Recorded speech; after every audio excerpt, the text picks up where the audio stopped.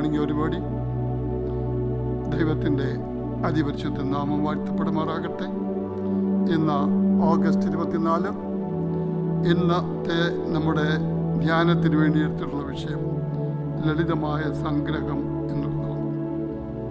യാക്കോബിൻ്റെ ലേഖനം 1-ാം അധ്യായം 25-ാമത്തെ വാക്യത്തിൽ ഇപ്രകാരം പറയുന്നു: സ്വാതന്ത്ര്യത്തിൻ്റെ തികഞ്ഞ ന്യായപ്രമാണം ഉറ്റുനോക്കി അതിൽ നിലനിൽക്കുന്നവനോ കേട്ട് മറക്കുന്നവനല്ല, പ്രവൃത്തി ചെയ്യുന്നവനായി താൻ ചെയ്യുന്നതിൽ ഭാഗ്യവാനാകും.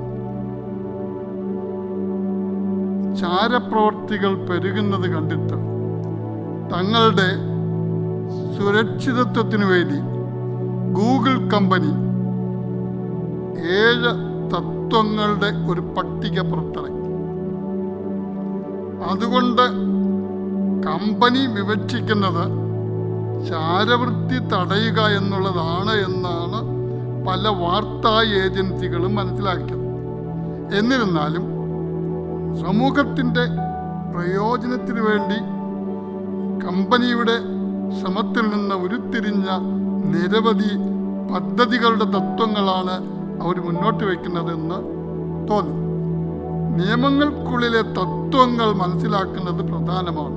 പലപ്പോഴും നിയമങ്ങൾ ഉണ്ടാകും, നിയമങ്ങൾക്കുള്ളിലെ തത്വങ്ങൾ പലരും മനസ്സിലാക്കാൻ ശ്രമിക്കാറില്ല, മനസ്സിലാക്കാതെ പോവുകയും ചെയ്യും. പക്ഷെ അത് വലിയ വിനയാവുകയും ചെയ്യും. 10 കൽപ്പനകൾ പലപ്പോഴും തടസ്സങ്ങളുടെയോ നിരോധനങ്ങളുടെയോ പട്ടികയായി കാണപ്പെടുന്നു.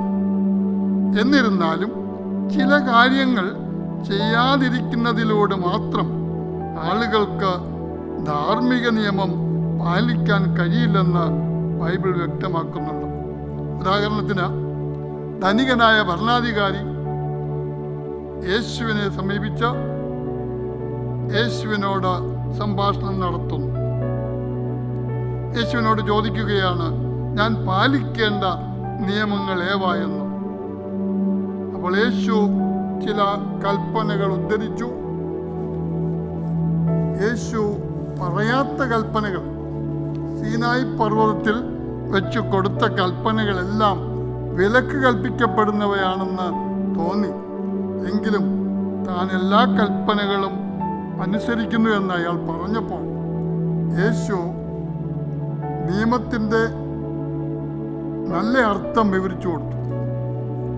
യേശു അയാളോട്, നിനക്ക് ഒരു കുറവുണ്ട്, നീ പോയി നിനക്കുള്ളതെല്ലാം വിറ്റ് ദരിദ്രർക്ക് പകർത്തു കൊടുക്കുക, എന്നാൽ നിനക്ക് സ്വർഗത്തിൽ നിത്യമുണ്ടാകും.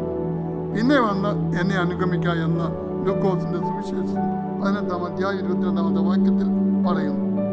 ഇതിനർത്ഥം കൽപ്പനകളിൽ ആളുകളോടുള്ള ദൈവസ്നേഹത്തിൻ്റെ പ്രകടനവും ഉൾപ്പെടുന്നു എന്നുള്ളതാണ്.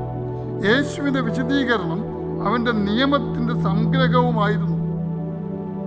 നിന്റെ ദൈവമായ കർത്താവിനെ നീ പൂർണ്ണ ഹൃദയത്തോടും പൂർണ്ണ ആത്മാവോടും സ്നേഹിക്കണം എന്നാകുന്നു. രണ്ടാമത്തതോ കൂട്ടുകാരനെ നിന്നെപ്പോലെ തന്നെ സ്നേഹിക്കണം എന്നത്ര.